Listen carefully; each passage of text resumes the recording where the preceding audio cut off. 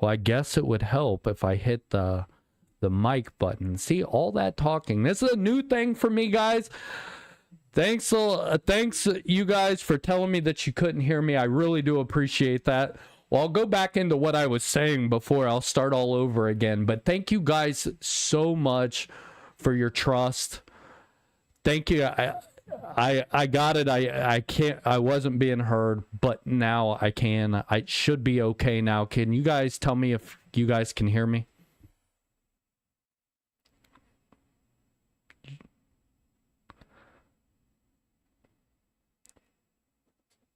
There we go. Okay, thank you guys so much. I'm telling you, you know, you would think that I would have this down by now, but I don't. But I want to thank you guys for trusting me with your stories. I truly do. It means the world to me to have the guys that I served with come onto the show and really show their support. And what you don't understand is these guys that are showing their support are not only showing their support on stream, but they're also sending me messages of encouragement, telling me to keep going. And they're really doing great things for me. So telling their story is not only, you know, helpful to them, but I am extremely grateful that you guys have given me the opportunity to tell your stories and have conversations with you, because it means a lot to me. The idea behind the rally point, though, is it's Sunday. Everybody needs kind of that, you know, down time where, you know, you're relaxing and you can just look forward to something at the end of the day or the end of the weekend. And I hope you guys have had a great weekend. But not only that, but just to come together as a community. Because at the end of the day, we really are a community of veterans, combat veterans, that should be talking. And I believe, and if you hear me say it on every single episode, we're stronger together. And I truly, truly believe that. That's why I'm doing this. I believe that these veteran stories need to be heard, because you're not going to hear them anyplace else. You're not going to hear two veterans sitting down just, let's be honest, shooting the shit with each other. You're not going to see this stuff. You're not going to hear it. And there's a lot of civilians that do not hear the struggles that we have.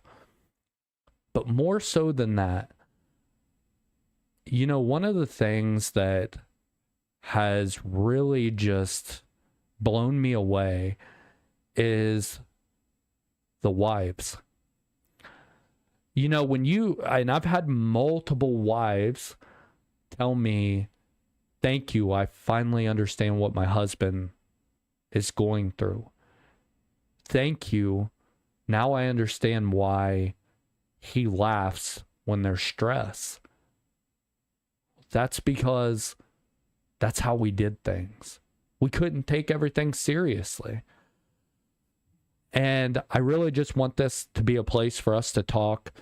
We're going to go over a topic each week.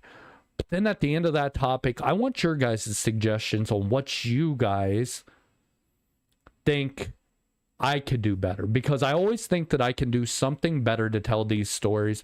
If you think I need a new camera angle, which if you've noticed, I changed my camera angle, and yes, Lieutenant Hunnion, I put the blur in the background. That was another suggestion. I had another suggestion on Facebook, which I think is amazing. They really want to hear a funny story from when we were deployed. Thank you so much, Legend Productions. I really do appreciate that. That means the world to me. I try my best. The real winners here are the people that I bring on the show, though. You know, they've done a lot for me, and you know, I'm a veteran who has struggled a lot, and hearing these voices of guys that I deployed with and seeing their faces is something that is just, it's amazing. And it's amazing to hear their stories 20 years after we went to Iraq together. So today, or tonight, I should say, I'm going to go over the silent battle that we all face, because a lot of the problem is and the misconception is when we get back from these war zones, Iraq, Afghanistan, I mean, hell, let's be honest with each other. World War II, Vietnam's a big one. Shell shock was, I mean, it's a real thing now that we know it's PTSD and TBI. These veterans are still struggling with this stuff. Thank you, Marie. I really do appreciate that. But it's a silent battle. It's really, you think that when you leave a war zone, the war's over. But what we don't understand when we're coming home is it's a different battle. You're still at war. And that war lasts till the day you die. And I think the biggest thing that I have seen is that we don't reach out enough. You know, I was talking to Dan Longnecker this weekend. If you haven't watched that interview, please go watch it. I did not know Dan Longnecker very well. He was 2 tenths away from me in our maintenance platoon. And Dan is he's an amazing person. But I didn't realize, and you know, during these interviews, I'm starting to, I don't even know how to explain it. I'm starting to understand myself a little bit more. I'll be honest with you on that. But we were so young.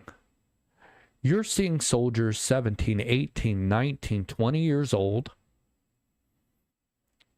And they're coming home from a war zone that is crazy. I'll be honest with you. I don't know how to explain it. Go back on the interviews. Watch them. Imagine pulling up in the middle of a city and all of a sudden hell breaks loose. People shooting at you from everywhere. It's the stuff you see on movies. But what I'm starting to realize is I was so young. And these guys were so young when this happened. So for the rest of their lives, 40s, 50s, 60s, they have to deal with what they've seen and did in Iraq, Afghanistan, and all that. You know, I believe that your brain stops developing when you're 23 years old. I could be wrong on that. I'm not the brightest crayon in the box, okay? But I think it's 23 years old. Your brain hasn't even fully developed and you're in a war zone. And one mistake could cost not only your life, but the lives of the guy next to you. It's a lot of responsibility. And when we come home, we're expected to act like a normal citizen. It just blows my mind, you know, 20 years later looking back on it. And to know that I'm not the only one that goes through this, that the only one that things go through my mind and, you know, I deal with things differently. It's encouraging to know that it's not just me. And listening to these veteran stories sounds a lot like mine. So I think we need to start reaching out a lot more. And I hope through my platform that I can be a place for that to happen, us to come together as a community, because we are better together and we are stronger together. It makes no sense to me why we would depend on our battle buddies to our left and our right in the most crucial times of our lives. In a war zone, you depend on those guys. But again, we're not alone, or not alone, but that's not where the battle ends, right? So in that second war, we need each other more than ever. if we want to lower the number of that 22 a day, we do that by being there through talking to each other and being there for each other and picking up the phone if you're struggling. Because I know myself, if you're a veteran out there that I do not know, you message me, I promise you I will be there for you. I don't care what time it is at night, and I know a list of guys that would do the same thing. And a lot of them have been on this platform. A lot of them I've interviewed, and I want you guys to know that. My uncle was in Vietnam and did not do well. You know, I have a lot of respect for those Vietnam vets. I truly do. You know, every time that, and this is something maybe you can take back, is I always say welcome home to a Vietnam vet because they didn't get that. It's because of the guys like that, that when I got home and the people that have been on this platform got home, we got a welcome home. They didn't get that. They got shipped over and, you know, they got drafted. And then when they got home, they were spit on. So anytime you see a Vietnam vet, thank them for their service. You know, and that is huge to me. But we need to be there for each other. And hopefully through my platform, and I say our platform because, you know, it's not just mine. Yeah, you know, this is my channel and things like that, but I really want to be the voice of bringing everybody together as a community. So one thing that I do want to share with you guys is something that I took away from Dan Longnecker's interview, and I'm going to share that here in a second. And it really made me sit back and think. This was the moment that really made me, after the interview, sit down and just think. And I don't know if you guys caught on to this, but we had talked about this a couple times about how old people were. I didn't realize how many people were that young going into the military and then being shipped overseas and saying, hey, if you're shot at, shoot back. That is so much responsibility for an 18-year-old. You can't even, they expect you not to be able to drink, but they expect you to shoot at an enemy and be able to, it's incredible to me. And it's something that, you know, it really hit me hard. But this is the moment. And tell me if you guys can hear. How we doing, Crouch? I hope you're having a good night, brother. I see Lieutenant Hunion's on here. I see Sergeant Smith. Thanks for supporting me. And you guys have been amazing. Thank you guys for trusting me with your stories. I want to say that from the bottom of my heart. Thank you guys so much for not only coming on my platform,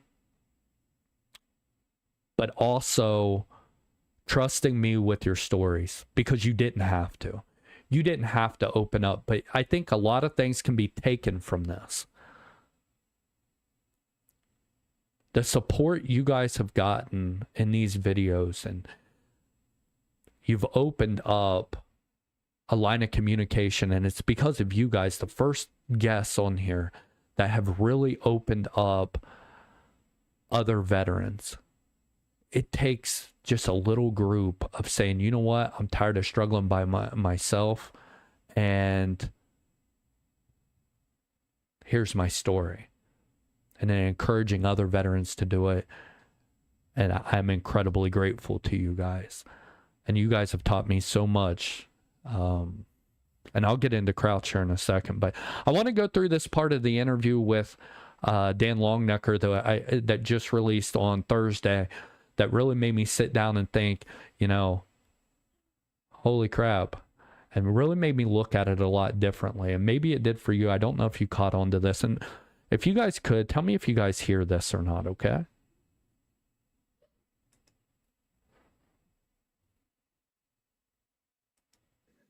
and it'll be one of the best, not best times, I wouldn't say, but you'll meet some of the best people you'll ever meet in your whole entire life through the journey of hell. It'll definitely, and I agree with you on that. It's one of those things. It's where it's going to make you the person that you are today. I like that because I'm gonna tell you this much. I was an absolutely total shithead before I joined the military. Even going in at 26 years old, I was in and out of jail. Did a lot of shit, and the experience of the military actually changed me very wholeheartedly. Very wholeheartedly. It made me grow up to, I guess, to be a man. And I think a lot of the guys, I think that it changed their life so much to where they were like, I went through the shit. I did a lot of stuff, and I'm alive after it. I'm okay with it. You know, I can't say I'm okay with it, but I went through this shit and also with that. But now I'm an adult, but it made me a better person because I had those experiences and stuff like that. Yes, it sucks to try to what do I want to say, work through it, I guess, if you will. Yeah. But at the same time, it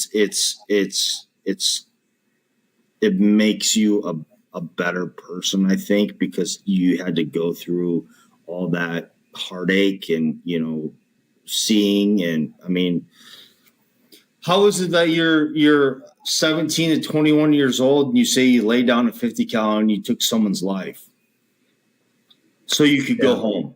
So you could go home. That was like plain and simple. It's either them or you. Yeah. I'm going home. Yeah.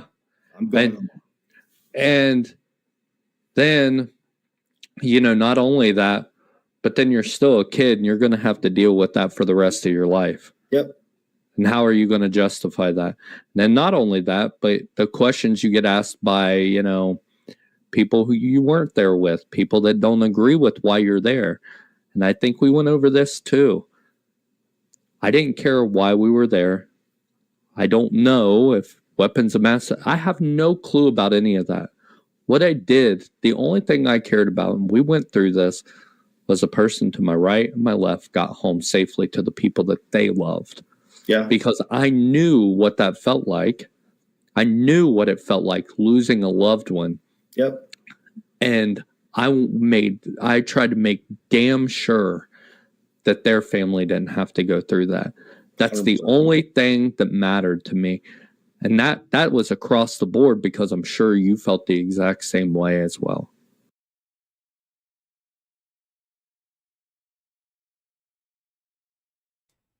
You know, that was, you know, if I had to take away one part of that interview that taught me the most and really helped walk me through everything and the mindset and stuff like that, I think that was it for me. And that's why I loved this interview. And I have different parts of each interview that I've taken away from everybody. You know, Sergeant Smith, if you take his episode, right, when he said, just do it, just go get help. Every single episode has helped me out tremendously, and I hope that it's helping you out as well, because, you know, these are the guys that went through the shit. And these are the guys that really have struggled.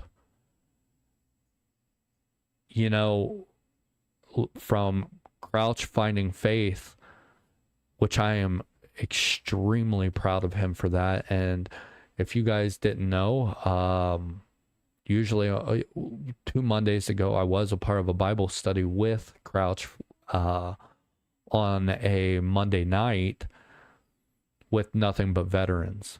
So everybody I've taken something from.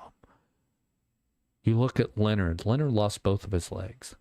And he still found a way to have the best mindset. I still to this day, I don't know how he does it. And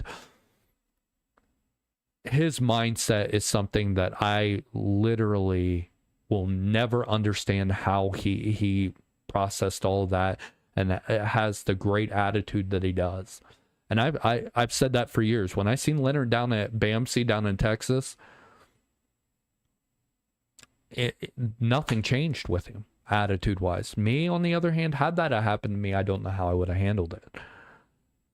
So you take somebody like Macaluso, who has, gosh, you look at him and he went to war in Iraq and then gets back. He's a paramedic down in New Orleans and is there for another terrorist attack. And somehow this man has, yeah, it bothers him. Of course it's going to bother him. But guess what? He finds a way to keep going. And if I can help any of these guys out by just being somebody to talk to, I'm here.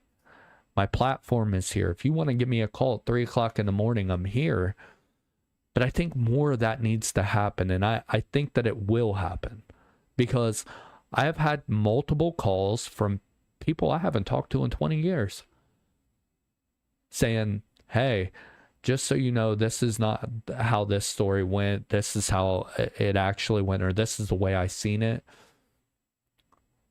But the feedback has been so incredible. So when we talk about that silent battle, I really think that once we start leaning on each other, once we start talking to each other and depending on each other like we did overseas, I think that number of 22 can be lowered. And I want it to be lowered. So I'm doing everything that I can to make that happen. So, you know, I want to get your guys' suggestions also, because, you know, I have good ideas for the shows. I'm very new to this, but I love talking, obviously, right? But I want to get your guys' ideas. Is there anything that you guys would like to see? Is there anything that you guys would like me to ask these veterans that could make it to where you understand them a little bit better? Is there anything that I could do to help you guys out understand the veterans, or maybe a question that you guys have for one? I have an interview tomorrow coming up that I think is going to be a really good one, and I'm looking forward to it. I'm not going to tell you who it is, but he is somebody that I deployed with. So I will have another one tomorrow, and I'll put out the movie trailer. I decided to do like a movie trailer. I seen it on the Sean Ryan show, okay? But I didn't like the clips because it didn't give enough meat to it. I really wanted it to show exactly what these veterans are going through, the whole story, but a clip. So I worked my butt off on that. And then I just want to see what you guys think. I want to see what you guys, your suggestions, because as a community, I think I can do a lot better of a job in telling these stories. A vet roundtable, I think that would be an amazing idea. I think if we did a vet roundtable, I could make that happen online. But I think it would be such a cool idea to get everybody live together for my first live show and just put cameras around us and just talk. But if we can't make that happen, I think that a vet roundtable would be amazing. And that's something that I really want to do. And I think I have the platform. I think the platform I think, Lieutenant Honey, I think the vet roundtable would be great as well. I really do. Let's talk about that. And Sergeant Smith, I think, I want to talk to you about that as well, because I think that's a great idea. Marie, I honestly believe that part of the number is because we don't sit around shining boots or starching uniforms, forcing us to be enclosed together and talking about our issues. The entire barracks. Yeah. You know, but I think also, Marie, I think, and that's a good point, but I forget who I was talking to. It might have been Lieutenant Hunyon, because I got to meet up with Lieutenant Hunyon 2 weeks ago, and I got to show you this before I get into this. But Lieutenant Hunyon got me a pretty cool gift, and he's seen that I have the cabinet behind me, and I kind of explained to him exactly the bottles and stuff behind me, because I really don't drink too much anymore. But each bottle behind me has a story behind it. I lost my dad in 2024, and at the beginning of 2024. And my dad and I would always take shots together when a special occasion like Christmas or birthdays or stuff like that. So in this cabinet behind me, I have the last bottle we drank together and a couple bottles from different things. But let me show you this. This is really cool.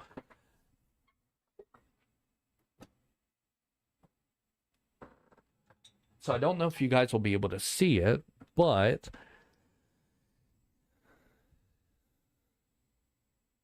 Operation Intel, and it says Real Heroes, Real Stories on it.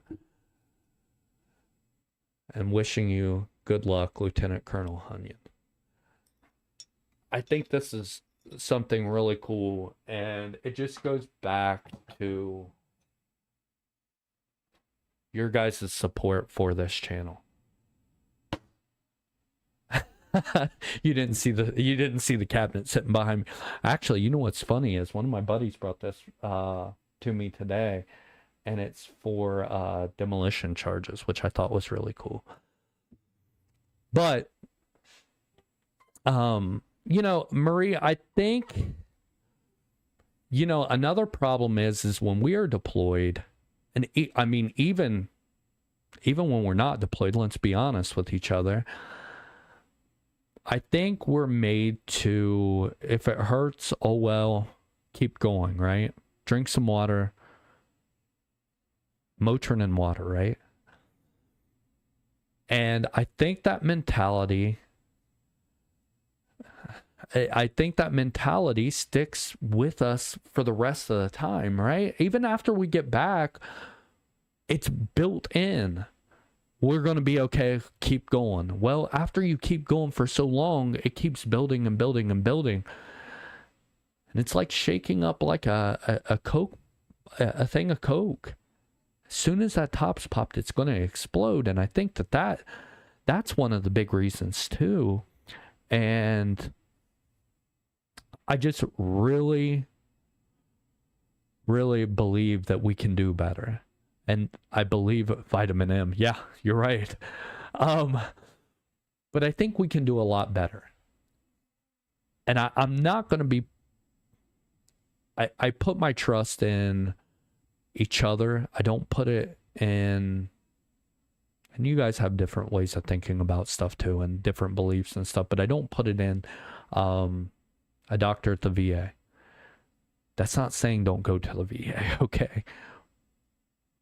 But this right here has been more healing to me than it has any VA trip.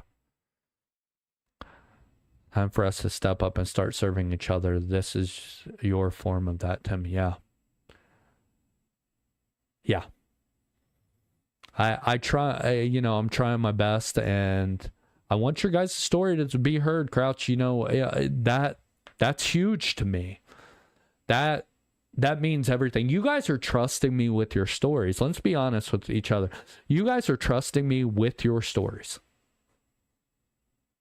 It is my responsibility, and I have taken on this responsibility gladly to have those stories heard. That's why I'm doing a live show, to get more eyes on you guys. Because I would not be here. This show wouldn't be here My kids wouldn't be here if it weren't for these men that are talking right now. They had a big impact on my life, and they still have an impact on my life. And we, as a community, have technology. There's no reason why we're not talking. None. You can't give me a good reason why we're not being there for each other. World War II, Vietnam, I get it. You didn't have the technology. You'd be lucky to see your brother again or your sister. I try to avoid them at all costs, but hey, listen. Yeah, I understand. Okay, I get it. But we have technology. We have a cell phone. You need help? Like I said, probably 4 or 5 times in the last 34 minutes, give me a call. You know, there's some more things that I want to go over, but I'm going to make these episodes probably around the 40-minute mark, somewhere around there. Something to kind of, for you guys to look forward to, something for me to look forward to, because I love doing this stuff for you guys, and I love doing it for my, myself as well, because I love talking to you guys and interacting with you guys. This is new to me. I can't make cuts or anything like that with this. So if I mess up, I mess up. If you weren't here earlier, I went a whole probably 3 or 4 minutes with the mic turned off. Okay. So I'm going to make mistakes. I'm okay with it. I'm trying to get as many eyes on these stories as possible. And what helps out more than what you possibly could be, which you guys don't understand, sharing the videos, subscribing to the channels, talking about it with friends and stuff like that, that does a lot. So not for me, but for the veterans that are coming on here to tell their stories. It takes a lot of balls to do that. It does. I don't even know if I can say that on YouTube or Facebook, but it does. But share the videos, like the videos, subscribe on YouTube. That's a big one as well. These stories deserve to be heard. So I hope you guys have had a wonderful Sunday night. I hope you guys have had a wonderful weekend. Mine was filled with 4 kids running around and driving me crazy. And they're still here. And actually, I believe that all 4 of them are tuning in right now from my bedroom on my projector. So if you guys are watching, I love you guys. And they have been very good. And I believe it was Sergeant Smith and Matt Caluso that got to say hi to him and stuff. But my 10-year-old is the one that gave me this idea, and I am very fortunate to have every one of them in my life. So every minute that I spend with them is great. So the weekends are my fun time. But if you guys like these lives, give me some ideas of what you would like to go over. Longnecker's interview is taking off like a rat. Yeah, it really is. 135 views in the first 3 days. You know, I think, and I'm not going to say me because it's not me, it's you guys along with me.